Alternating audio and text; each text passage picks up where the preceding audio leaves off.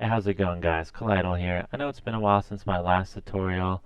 I was just a little bit busy with schoolwork and all that, but I actually now have some time, so I did want to make a tutorial about this crystal scene I created a while back, and it was created with Cinema 4D and Houdini, and I definitely want to walk you guys through how I did this, especially the materials.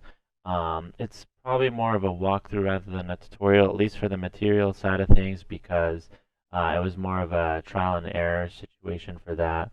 But we can definitely get this started, and we'll get to how I made this scene. So let me just create a new scene here, and also close out of this render viewer.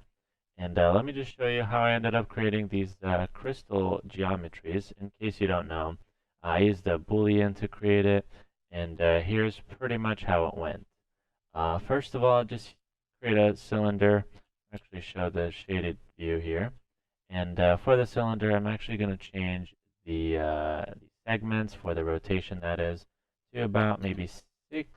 Yeah, that looks about good.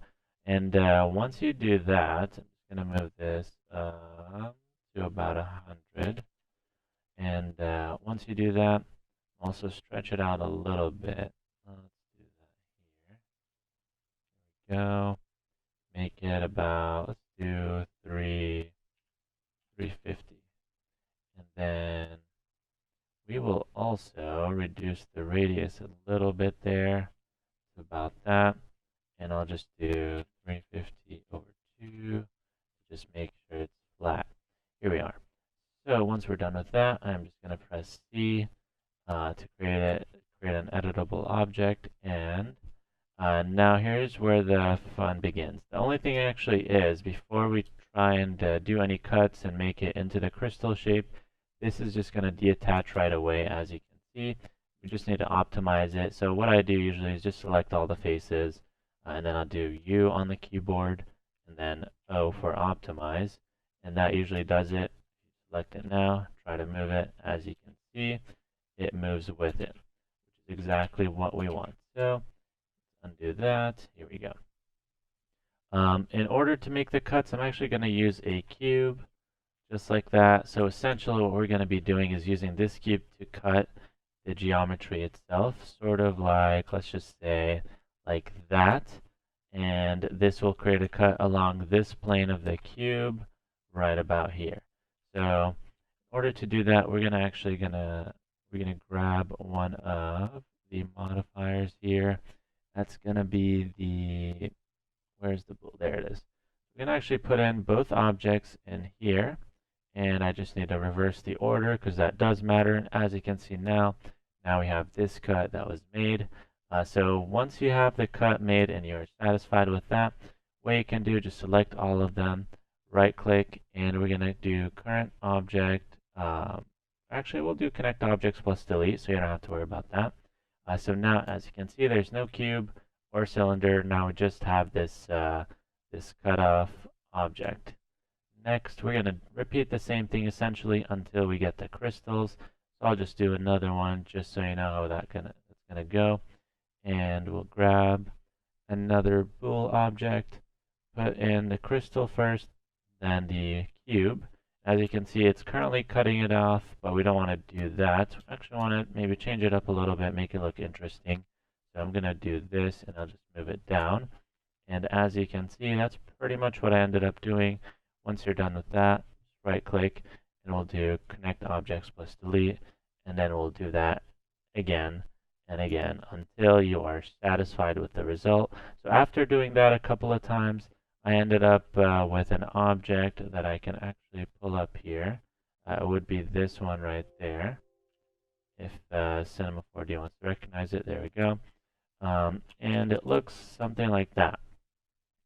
So I just ended up doing it a couple of times and just to a different one. And then once that was done, I just duplicated them, slightly scaled them up and down, just make it look a little bit more random. So this is exactly what we're looking for. Once we're done with that, what I ended up doing actually is I want to take it to Houdini because I just like the way they had their Voronoi fracture set up, and it allows you to create geometry on the inside of the crystal, and that creates some interesting light refractions and everything like that. I don't think the Voronoi fracture had that feature where it creates internal geometry at the time, but I believe now it does in R20 and R21.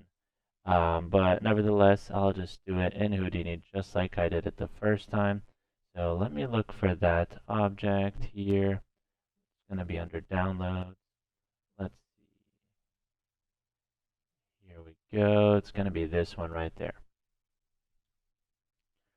So here's the crystal object. It is a little bit big, but that's fine. That's just the scale in Cinema 4D.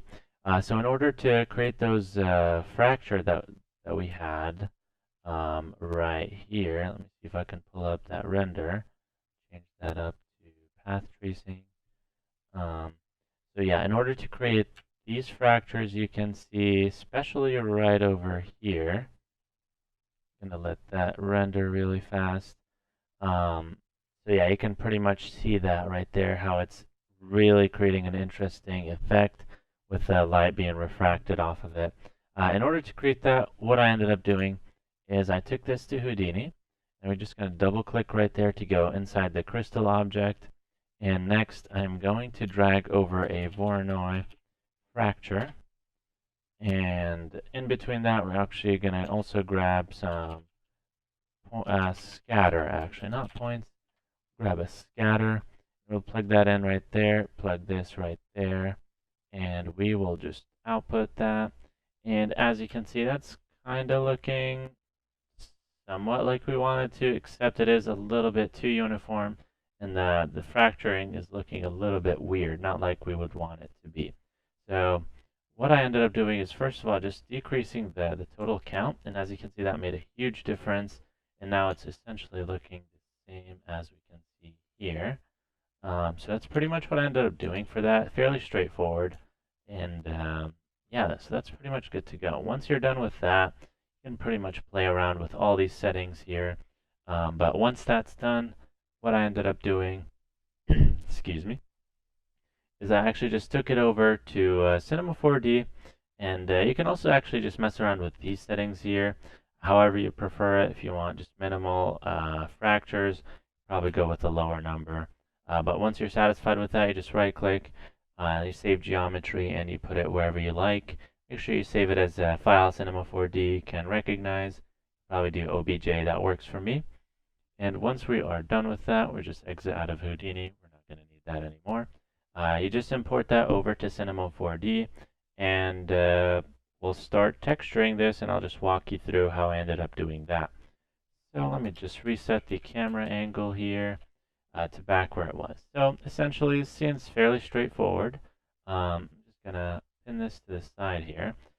Pretty much what I ended up doing is the following. So for the water, we have, I'm going to solo these two here.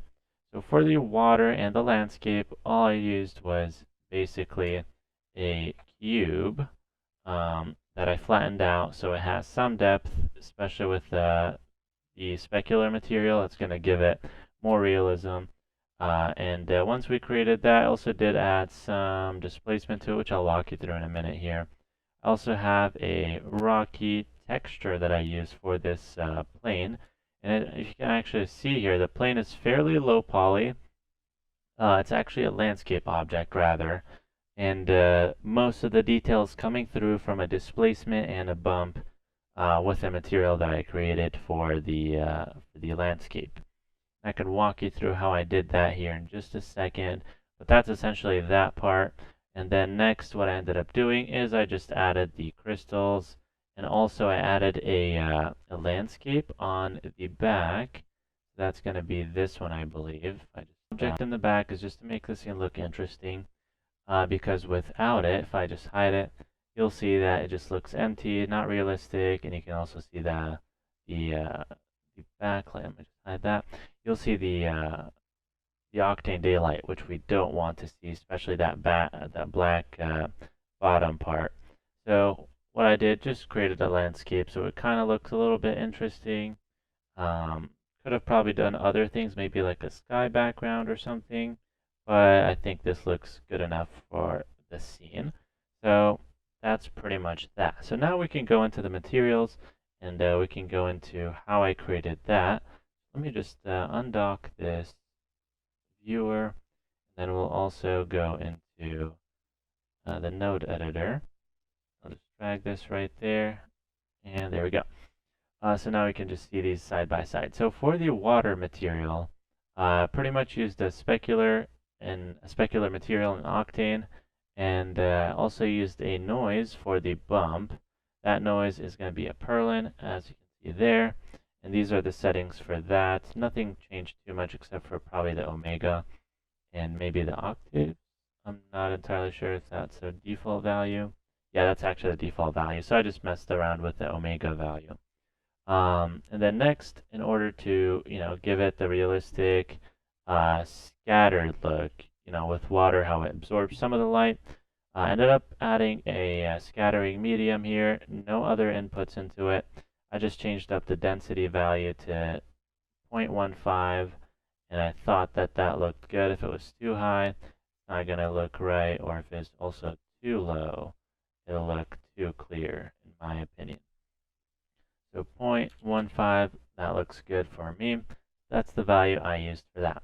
Now let me check out the crystal material here, which I believe was a mixed material, if I can find that. I believe it might be this one. Let's see. We will go with one of these.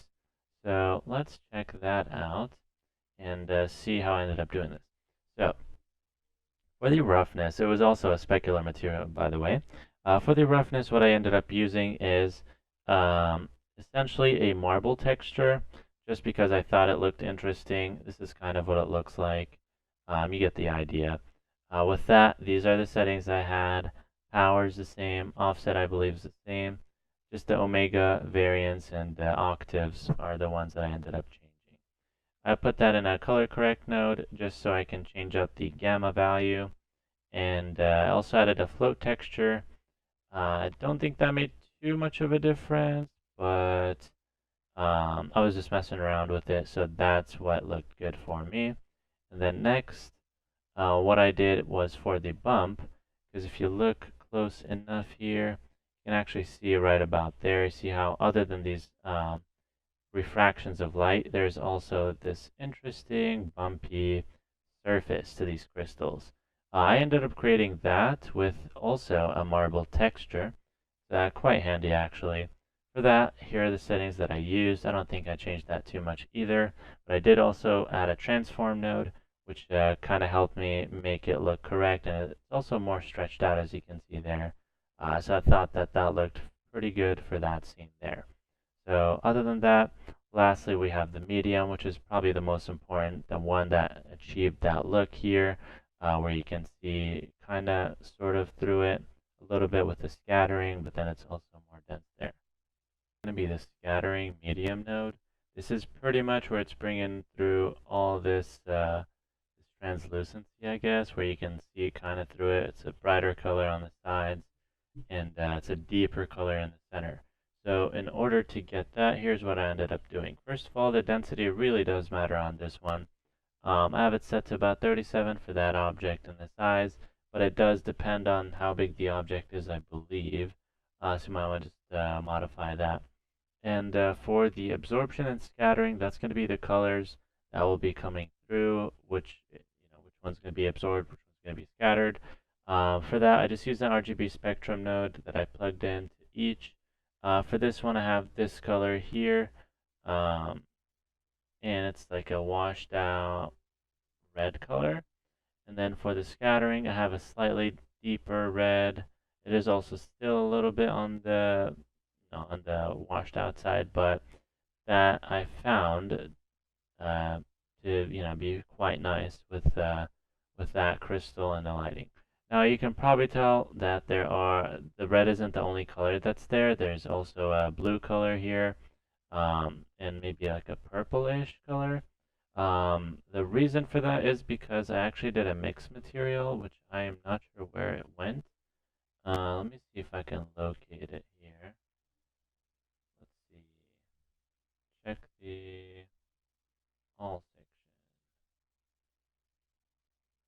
Oh, actually, I think I ended up doing, um, I believe I ended up doing one material. Let me just undock this and let me just minimize that. I believe I ended up doing one material where I used an RGB spectrum, or I actually used gradient. Let's check that out. Or actually, I can just look at the material that I applied. There we go. That was silly. So this is the material that we are looking at. And yep, so I did actually use a gradient. As you can see, that's where the colors are coming from. It is also possible to do a mixed material. It's just going to be a lot more materials that way. So here are the colors that I have, and you can see those all in that rendering. So you can modify this to how you want.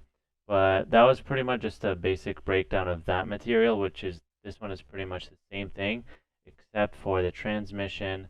It has a different color and also the scattering medium. Basically the same principle, except I ended up just shifting the colors towards the blue side to get that darker color. And then for the gradient that goes into the transmission, I use these colors right here. And then it is also set on the linear interpolation there. Other than that, there's also just a transform that will allow you to pretty much map out the gradient how you want on the surface of the crystal.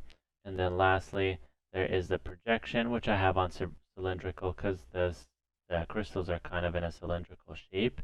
That's why that makes sense. And lastly, we have the rock texture. For that, let me just open that up and we will check that out. So it's going to be this one right here. It was multiple materials that I used, as you can see there. These materials, let's start breaking them down through from here. So first one and second one, you can see this one is a little bit brighter, more of a lighter gray color. This one is a darker, more of a black color. Essentially what I ended up doing is I mixed these two textures with the first mixed material, and I used a curvature node, which is the dirt node in Octane, which just looks for the areas where, you know, the crevices and gaps and everything within that texture and displacement, and it assigns the color based off of that. So I have the dirt node here for that to mix these two, and here are the settings for that. And that's essentially what started off the rocky look. Now for the textures itself for these two, they're exactly the same. Nothing changed because I wanted it to look consistent. So let's just break this one down. It's just going to be the same for the other one. I actually used a texture that I'll be linking down in the description for. I don't remember actually where I ended up finding this out. But I'll definitely be posting the link here. It is a really, really good texture. I personally really like the way it turned out, and it is all thanks to this texture here. There's also a normal map, which is just straight into the material here. I also have the transform nodes, which all match up because you don't want them to match, or to not match, actually, because that would create some issues and it would look weird.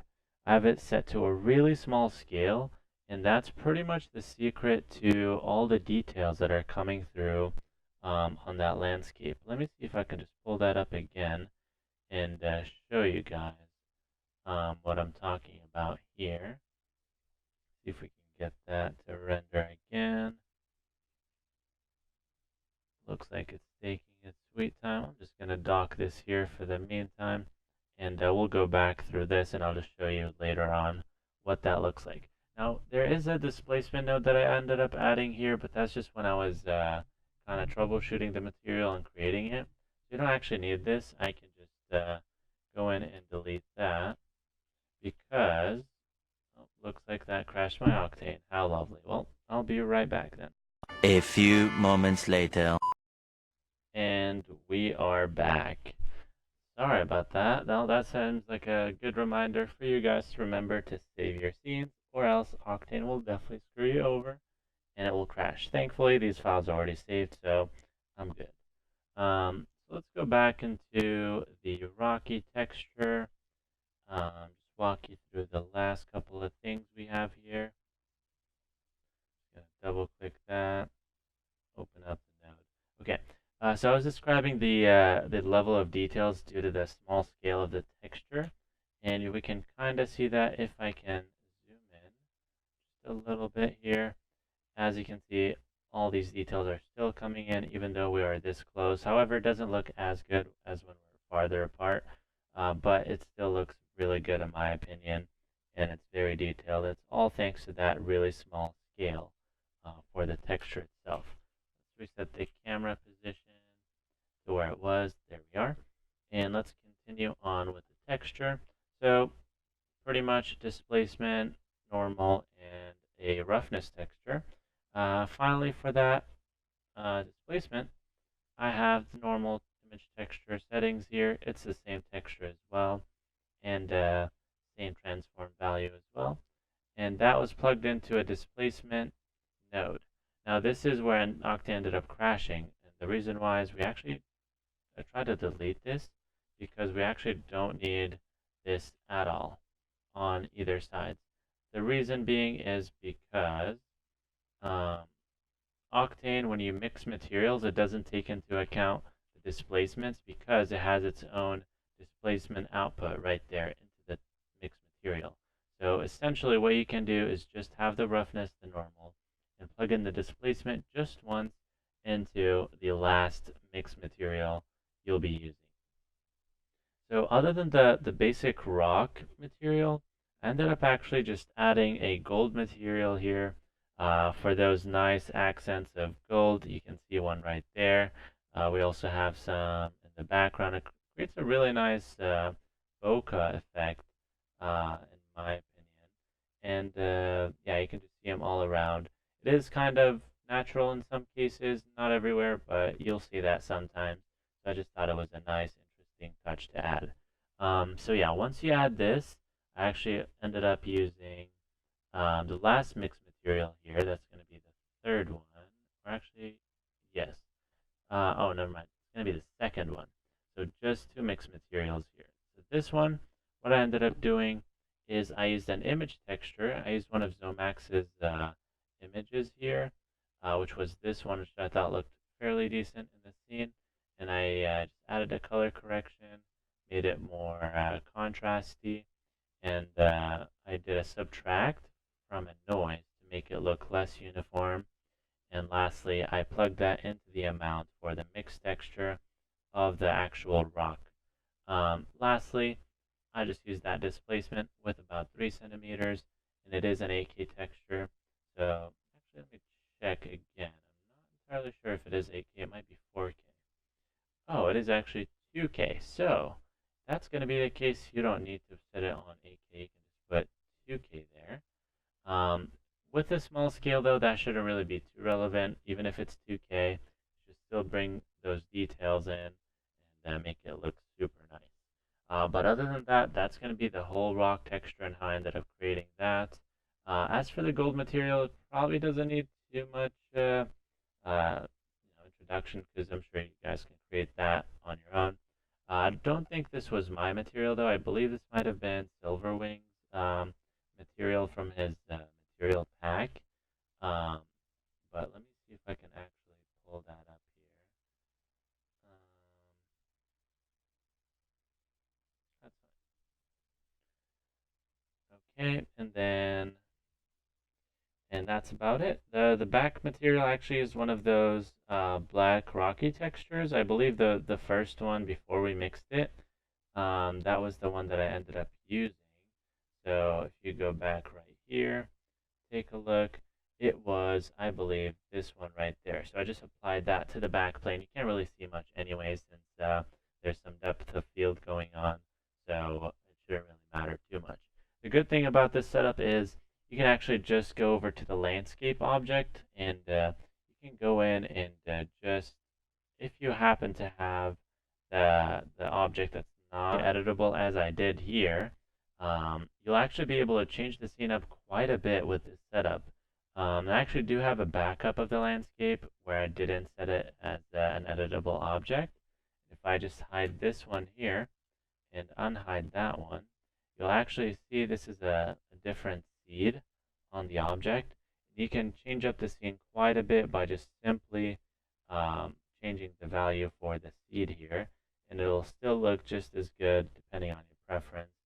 Some of these just need a little bit of an adjustment, but yeah, as you can see there, these all look the same way, just a different shape overall. So we can create some nice variation if you wanna use this in a bigger scale, or if you just want to change some scenes around. It's an excellent way to do it. But other than that, that's pretty much what I ended up doing. I don't think there's anything else that we need to talk about. If you have any questions, definitely feel free to comment down below, and I'll try to answer it to my best of abilities. And I'll also be sure to upload the image texture down below, and I'll also be uploading the scene file on my Gumroad if you're interested in getting that. But other than that, thank you guys for watching this tutorial, and if you have any more feedback for me, also feel free to comment below, and peace out.